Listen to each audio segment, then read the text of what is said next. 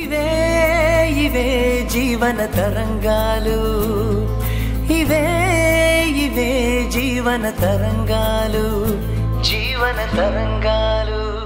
నా delivery time వరకు continue అయితే కడుపులో ఉన్న బిడ్డ భూమి మీదకి అడుగు పెట్టకుండానే వెనక్కి వెళ్ళిపోతుందేమో అన్న భయంతో హాస్పిటల్ ఫీజు, మెడికేషన్ ఖర్చు కోసం మా అమ్మని అడిగి అరేంజ్ చేసుకున్న డబ్బులవి. అలాంటి డబ్బులు మిస్ అయితే ఎంత పెయిన్ ఉంటుందో నువ్వే చెప్పు. మీ అన్న మీద కోపాన్ని నా కడుపులో పెరుగుతున్న బిడ్డ మీద చూపించలేను కదా. అందుకే మా పరిస్థితులు బాగుపడేంత వరకు ఏదో విధంగా బిడ్డని కాపాడుకోవాలని ఈ ప్రయత్నం చేస్తున్నాను. నువ్వు ఈ ఇంటి మహాలక్ష్మివి. శుక్రవారం రోజు ఇంటి ఆడపడుచు మెళ్ళో బంగారం తీయకూడదు, ఇంటికి అరిష్టం. సో ప్లీజ్ ఈ చైన్ నీ మెళ్ళలోనే ఉండని.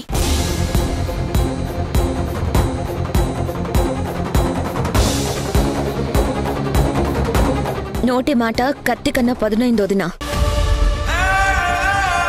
కత్తి గాయం చేస్తుంది, మాట కంటికి కనపడకుండానే ప్రాణం పోయేలా చేస్తుంది. పెదవి దాటిన మాట, విల్లు వదిలిన బాణం రెండూ ఒకటే వదినా. ఏవి వెనక్కి రావు. ఏంటి కీర్తి వెనక్కి రావు అంటున్నావు? దేని గురించి? ఏం లేదండి, నా పర్స్లో 5,000 మిస్ అయ్యాయి. దాని గురించే కొంచెం స్వీట్ డిస్కషన్ రన్ అవుతుంది. ఆ డబ్బుల్ని నాన్న తీసాడని వదిన అంటే ఏది చూడకుండా అలా మాట జారకూడదు అని చెప్తున్నాను. నాన్న ఆ డబ్బులు ఎలా తీస్తాడు? తీసింది నేను కదా దీపా.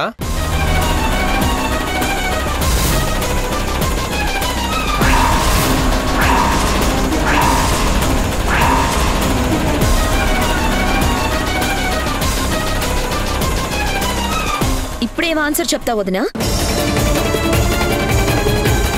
మా నాన్న నీతో నువ్వు కూడా నన్ను అవమానించావమ్మా అని అడిగినప్పుడైనా తన మాటల్లోని నిజం, తన కళ్ళల్లోని నిజాయితీ నువ్వు తెలుసుకోవాల్సింది.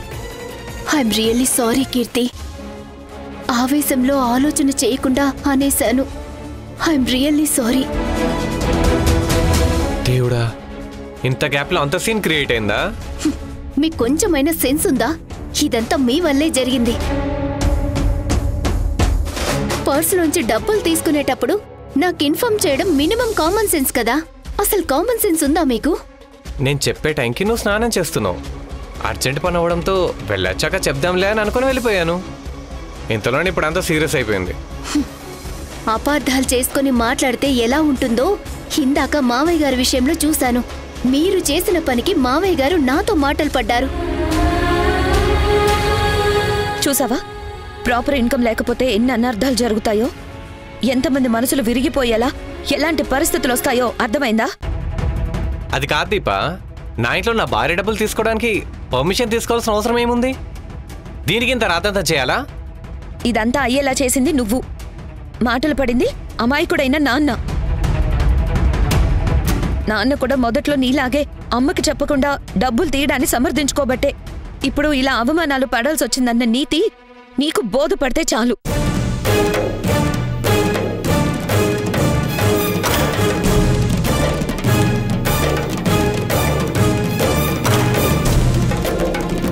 దాంట్లో ఆయనతో నన్నెందుకు కంపేర్ చేస్తారు? ఇది నాకు టార్చర్లా ఉంది.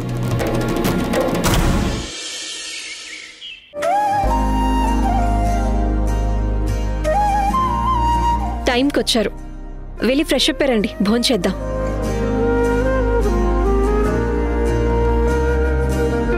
ఏమైంది అంత మూడీగా ఉన్నారు? నథింగ్. నువ్వు డిన్నర్ చేయదేవిక, నేను వెళ్ళి పడుకుంటాను. కళ్యాణ్, ఏమైందో నాతో షేర్ చేసుకోవచ్చు కదా. ఒక్కడివి మనసులో పెట్టుకుని బాధపడితే ఎలా? ఏదైనా మనం పోగొట్టుకున్న తర్వాతే దాని విలువ తెలుస్తుంది అంటారు దేవిక. ఇప్పుడు నాకు కూడా నేను పోగొట్టుకున్న గవర్నమెంట్ జాబ్ వాల్యూ ఏంటో తెలిసొచ్చింది. జాబ్ పోగొట్టుకుని సరిదిద్దుకోలేని తప్పు చేశానేమో అని రిగ్రెట్ ఫీల్ అవుతున్నాను. జాబ్ ఉన్నప్పుడు అడ్డదారుల్లో అడ్డగోలుగా సంపాదించాలని ఆశపడ్డాను. రూపాయి మీద కసితో బతికాను. తరాలు తిన్నా తరగని ఆస్తిని కూడబెట్టాలని కక్కుర్తిపడ్డాను. కానీ అంత రివర్స్ అయిపోయింది. ఏదైనా అనుభవంలోకి వచ్చిన తర్వాతే దేని విలువ ఎంతో మనకి తెలిసొస్తుంది. ఇప్పుడు నీ విషయంలో కూడా అదే జరిగింది. అయినా నీకు జాబ్ కన్నా బిజినెస్ చేయాలంటేనే ఎక్కువ ఇంట్రెస్ట్ కదా? అఫ్కోర్స్. నేనొక్కడిని బతికేదానికన్నా నాతో పాటు 10 మంది బతికేలా చేయడమంటే నాకు బాగా ఇంట్రెస్ట్. అది జాబ్లో కాకుండా ఒక బిజినెస్లోనే పాసిబుల్ అవుతుంది. ఇన్ఫ్యాక్ట్ నేను లంచాలు తీసుకోవడానికి రీజన్ కూడా అదే. ఇప్పుడు హానెస్ట్గా బ్యాంక్ లోన్ కోసం ట్రై చేస్తుంటే లోన్ వచ్చినట్టే వచ్చి ఏదో ఒక ఇష్యూతో స్టాప్ అయిపోతుంది. చేతికి అందుతుంది కానీ అందింది నోటి వరకు చేరట్లేదు. ఈ బ్యాంకుల చుట్టూ తిరిగి తిరిగి అలసిపోయాను. ఏ బ్యాంకుకు వెళ్ళినా ష్యూరిటీ లేనిదే లోన్ ఇవ్వమని చెప్తున్నారు. ఢిల్లీలో అయితే ఫ్రెండ్స్ని పట్టుకుని ఎలాగోలా మేనేజ్ చేసేవాణ్ణి. ఇక్కడ నన్ను నమ్మి వేరే వాళ్ళు షూరిటీ ఎందుకు ఇస్తారు? అయినా ఇక్కడ నాకు తెలిసిందంటూ నువ్వు ఒక్కదానివే. అలాగని నిన్ను షూరిటీ ఇమ్మని అడగలేను. బిజినెస్ చేయకుండా ఉండలేను. కానీ సిచ్యువేషన్ చూస్తుంటే నేను జాబ్ చేయలేక ఇటు బిజినెస్ చేయలేక రాజశేఖర్ అన్నయ్యలాగా అయిపోతానేమో అని టెన్షన్గా ఉంది దేవిక.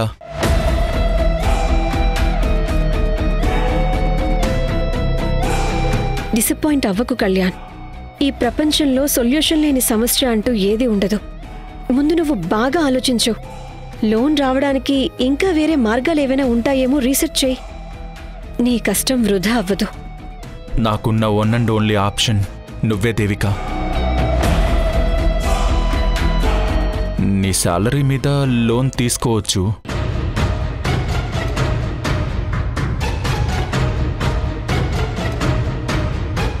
కానీ నిన్ను అడగలేను. ఎందుకంటే నాకు కూడా నీలాగే సొంత కాళ్ళ మీద నిలబడాలి, సొంతంగా ఎదగాలి అన్న సెల్ఫ్ కాన్ఫిడెన్స్ ఉంది. ఆశయమైతే ఉంది కానీ ఆచరణే కనుచూపు మేరలో కనపడట్లేదు.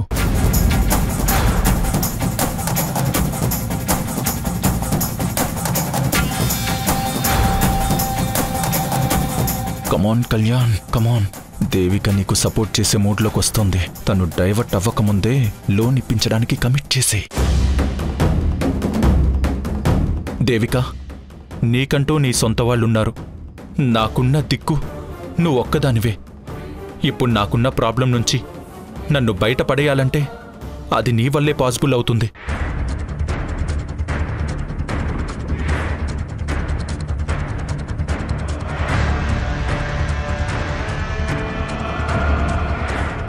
ఏమంటావు దేవిక? మీరు కూడా నా వాళ్లే. మీరేమీ టెన్షన్ పడకండి. మీరు ధైర్యంగా బిజినెస్ స్టార్ట్ చేయండి. నేను సపోర్ట్ చేస్తాను. దేవిక, రియల్లీ? నువ్వు నా బిజినెస్కి సపోర్ట్ చేస్తున్నావా? I'm with you. మీపై నాకు పూర్తి నమ్మకం ఉంది. నా శాలరీ మీద లోన్ తీసుకోవడానికి నేను ఏర్పాటు చేస్తాను. ఓకేనా? Double okay. Thank you so much Devika. It's okay. వెళ్ళి హ్యాండ్ వాష్ చేసుకునండి. భోజనం చేద్దాం.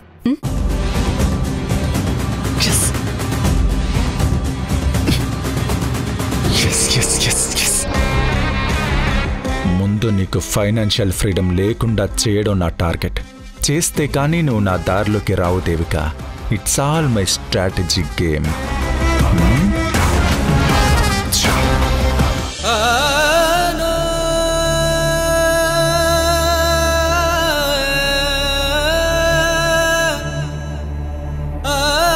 అవసరం మనిషిని ఎంతటికైనా దిగజారుస్తుంది.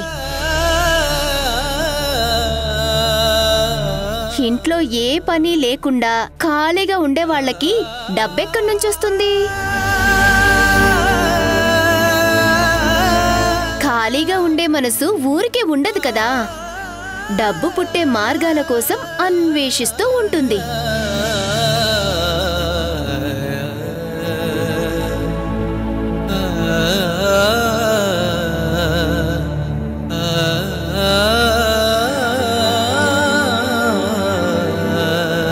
నాన్న, వదినన్న మాటలకి నేను సారీ చెప్తున్నాను. నువ్వెందుకమ్మా సారీ చెప్పడం? తనేదో తెలియకన్నదిలే. మీరు మారొచ్చినా కూడా మాటలు పడాల్సి వస్తున్నందుకు చాలా బాధగా ఉంది నాన్న.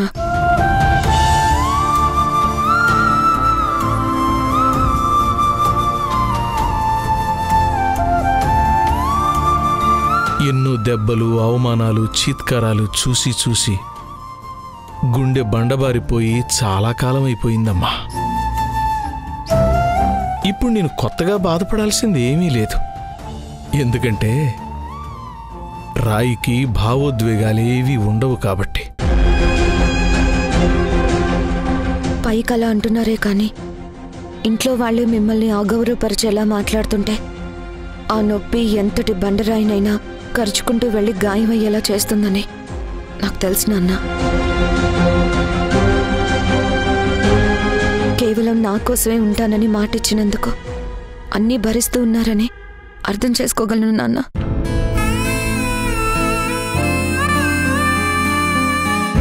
కానీ రేపు నువ్వు పెళ్ళై వెళ్ళిపోతే అప్పుడు నన్ను ఇంట్లో ఎవరు అర్థం చేసుకుంటారు? ఎవరు నన్ను నమ్ముతారు? అలా అనకండి నాన్న. మీరేమీ పరాయి మనిషి కాదు, ఈ ఇంటి పెద్ద మీరు.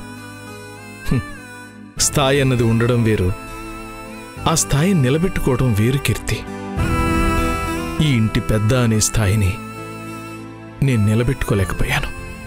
అందుకే నువ్వంటూ లేకపోతే ఈ ఇంట్లో నా స్థానం గడప బయటున్న చెప్పుల దగ్గరే. ఆపండి నాన్న, మిమ్మల్ని మీరే నిందించుకునేలా మాట్లాడద్దు. నిజం చెప్తున్నానమ్మా. మీ అమ్మ మనసు విప్పి మాట్లాడదు. మీ అన్నయ్య బయట శత్రువు కాదంతే. ఇక మీ వదిన నువ్వెలాగూ చూసిందేగా. మీ అమ్మమ్మ సరే సరే. ఇంతమందికి నచ్చని నేను ఈ ఇంట్లో స్వేచ్ఛగా ఎలా తిరగలను చెప్పు? మీలో ఉన్న అపరాధ భావం ఇన్ని విధాలుగా మాట్లాడిస్తుంది తప్ప నిజానికి మిమ్మల్ని అందరూ అర్థం చేసుకున్నారు. కాకపోతే కొంచెం టైం పడుతుంది అంతే. లేదు కీర్తి, అదంతా జరిగే పని కాదు. దేవికి కన్విన్స్ చేయడం వల్ల ఇక్కడికి రావాల్సి వచ్చిందే గాని వాస్తవానికి నేనిక్కడికి రాకుండా ఉంటేనే బాగుండేది. చూడండి నాన్న, తప్పు విలువ, జీవితం విలువ తెలుసుకున్న వాళ్ళు చాలా గొప్పవాళ్ళు.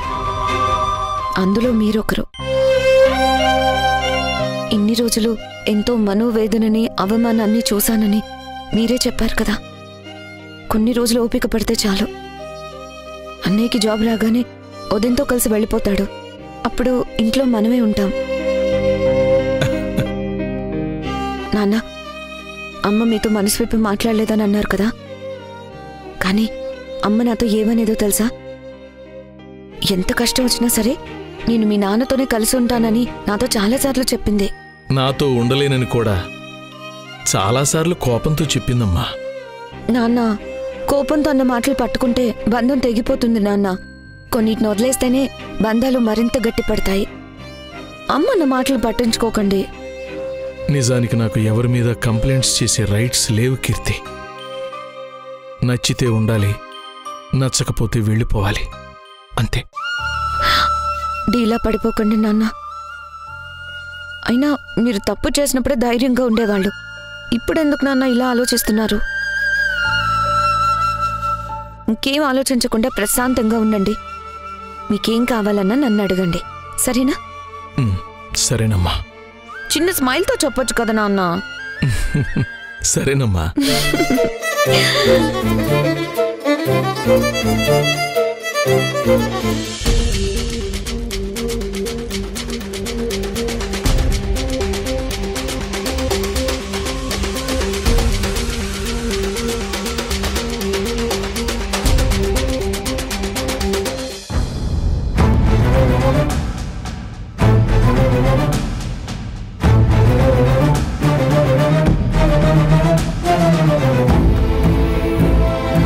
ఈ డబ్బులు దేనికమ్మా?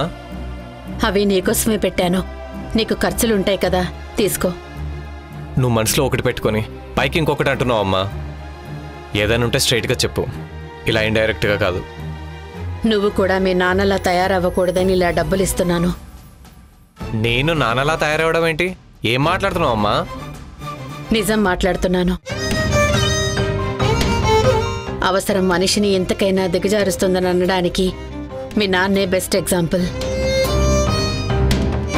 మొదట్లో మీ నాన్న కూడా నా ఎదురుగానే నా పర్స్ నుంచి డబ్బులు తీసుకునేవారు. ఆ తర్వాత అడిగి తీసుకోవడానికి మొహం చెల్లక రాను రాను దొంగచాటుగా డబ్బులు తీసుకోవడం అలవాటు చేసుకున్నారు. అలా తీసుకోవడం మొదలైన క్షణంలో ఆయనకు తెలియలేదు తన క్యారెక్టర్ని తనే దిగజార్చుకుంటూ వచ్చారని. చివరికి కొడుకుతోనే సూటిపోటి మాటలు పడాల్సొస్తుందన్న స్థాయికి పడిపోవాల్సొస్తుందని ఆయన ఊహించలేకపోయారు. ఇప్పుడు అనుభవిస్తున్నారు. అలా నువ్వు కూడా నీ భార్య ముందు చీపవడం తల్లిగా చూడలేక ఇదంతా చేస్తున్నాను. ఇంకోసారి ఎప్పుడు దీప దగ్గర అడగకుండా డబ్బులు తీసుకోవద్దు. ఈ తల్లి మనసు తల్లడిల్లిపోయేలా చెయ్యొద్దు. అమ్మా, ఏదో ఎమర్జెన్సీ అయి తీసుకున్నాను తప్ప ఎప్పుడలా తీసుకోలేదమ్మా. దీపం ముందు నేనెప్పుడు రెస్పెక్ట్ పోగొట్టుకునే పనులు ఎప్పుడు చేయనమ్మా. నా మాట నమ్ము. నువ్వేంటో నీకున్న రెస్పెక్ట్ ఏంటో నాకు బాగా తెలుసులేరా. నా ముందే కవర్ చేసుకోవాలని చూడకు. అమ్మా, ఈ డబ్బులేవో నేను అడిగినప్పుడు ఇచ్చుంటే అయిపోయేది కదా. ఇంత సీన్ క్రియేట్ అయ్యి ఉండేదే కాదు. ఆశపడినప్పుడే అందిన వరానికి, కోరుకున్నప్పుడే వచ్చిన డబ్బుకి విలువ ఉండదురా. వాటిని పొందాలంటే ఎంత కష్టపడాలో, ఎంతగా ఓర్పుండాలో తెలుసుకున్నప్పుడు మాత్రమే వాటి విలువ తెలిసొస్తుంది. ఓకే అమ్మా, డబ్బు విలువేంటో ఇప్పుడు బాగా తెలిసొచ్చింది.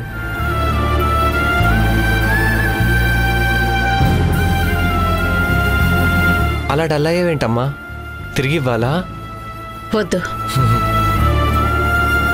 ఒక్కోసారి నా గారాబంతో నేనే నా చేతులారా నిన్ను చెడగొడుతున్నానా అనిపిస్తోంది. సడన్ గా ఇలా టాపిక్ మార్చావేంటమ్మా?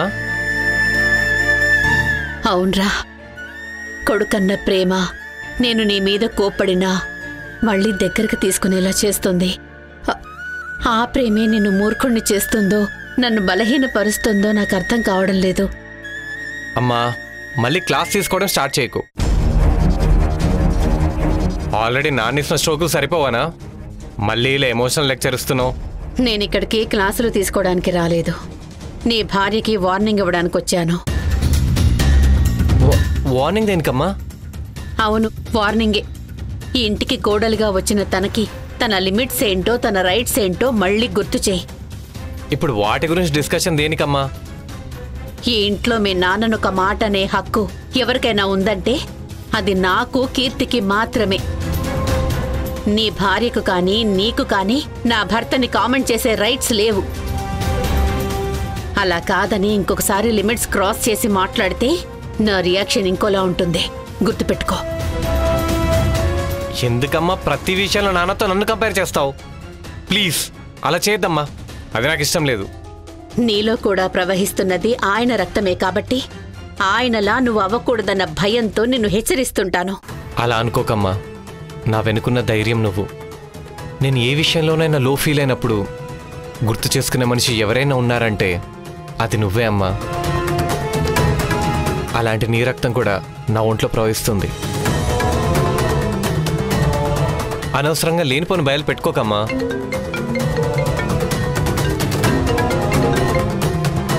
ఒక్క నిమిషం అమ్మా. హలో. వీడు చేసే పనులకి అమాంతం కోపం వచ్చినా నీటి బుడగలాగా ఎంతోసేపు నిలవదు.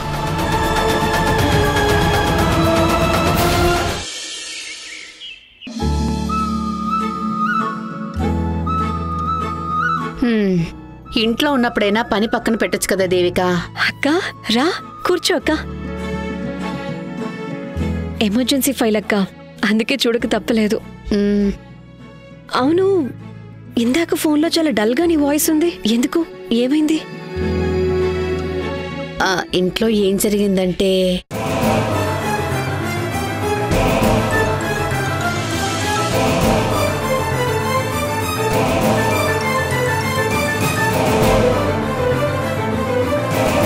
నేను ముందే చెప్పాను, మహేషు దీప ఇద్దరికి కొంచెం నోటి దురుసు ఎక్కువ అని. ఇప్పుడు చూడు అదే జరిగింది. ఇద్దరు ఎవరి స్వార్థం వాళ్ళు చూసుకునే మనుషులు. వాళ్ళు బాగుండటం కోసం పక్కవాళ్ళు ఏమైనా పర్వాలేదు అనే ధోరణిలో ఉంటారు. ఇద్దరు కొంచెమైనా పరిస్థితుల్ని అర్థం చేసుకుని బిహేవ్ చేయాలి కదా దేవిక. ఆయన మారొచ్చిన మనిషి అని చెప్తూనే ఉన్నారు. అయినా సరే ఆయన మీద దొంగ అన్న అనుమానంతో మాట్లాడింది. ఆ క్షణం నా గుండె ముక్కలైనంత బాధేసింది తెలుసా. నా కళ్ళ ముందే నా కోడలు నా భర్తను అలా మాట్లాడుతుంటే ఏమనాలో కూడా తెలియక మౌనంగా నిలబడిపోయాను. నువ్వు వాళ్ళిద్దరిని ఇంట్లోకి రానిచ్చి తప్పు చేశావక్క. ఎవరిని ఎక్కడ పెట్టాలో అక్కడే పెట్టుంటే పరిస్థితి ఇక్కడి దాకా వచ్చుండేది కాదు. బావగారు మారిపోయారని నేను పూర్తిగా నమ్మాను. బావగారిని కన్న కొడుకు ఇంటి కోడలి నమ్మకపోతే ఎలా? మనసు గాయపడిన మనిషిని ఇంకా మాటలతో తోట్లు పొడుస్తుంటే ఎలా భరిస్తారు? వాళ్ళకి కొంచెమైనా జ్ఞానం ఉందా? ఏం చేస్తాం దేవిక, ఎంత కాదనుకున్నా ఎంత వద్దనుకున్నా వాడు నా కన్న కొడుకు. కోపం వస్తే 2 మాటలు అనడం, ప్రేమ పొంగినప్పుడు దగ్గరికి తీసుకొని వాడి అవసరాలు తీర్చటం చేయక తప్పడం లేదు. అసలే దీప కడుపుతో ఉంది. వీడికా ఎలాంటి జాబు లేదు, ఆదాయం అంతకన్నా లేదు. కడుపుతో ఉన్న కోడల్ని అలా వదిలేస్తే చూసే జనాలు నా గురించి తప్పుగా మాట్లాడుకుంటారని, మహేష్కి చెడ్డ పేరు వస్తుందని, ఇంటి పరువు పోకూడదని ఇంట్లోకి రానిచ్చాను. కానీ వాళ్ళు ఏవీ అర్థం చేసుకోకుండా పెద్దల మనసుల్ని గాయపరుస్తున్నారు. అదే భరించలేనంత బాధగా ఉంది. వాడు బయట చేసిన అప్పులకి ఎక్కడ పడితే అక్కడ మహేష్ని డబ్బులు ఎప్పుడిస్తారో నిలదీస్తున్నారు. చాలాకి ఇంటికొచ్చి ఎంక్వైరీలు చేస్తున్నారని కూడా తెలిసిందే. ఇవన్నీ ఇలాగే కంటిన్యూ అయితే తొందరలోనే వాడు మిమ్మల్ని నడి వీధులు నిలబెడతాడు.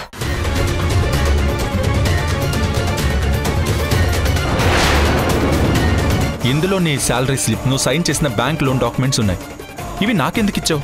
ఇవన్నీ నీ బిజినెస్ లోన్ అప్రూవ్ అవ్వడానికి కావాల్సిన documents. Devika, thank you Devika, thank you so much. Grand success రా కళ్యాణ్. దేవిక నీ ట్రాప్లో పడిపోయి అప్పుల పాలవబోతోంది. పాపం పిచ్చి దేవిక.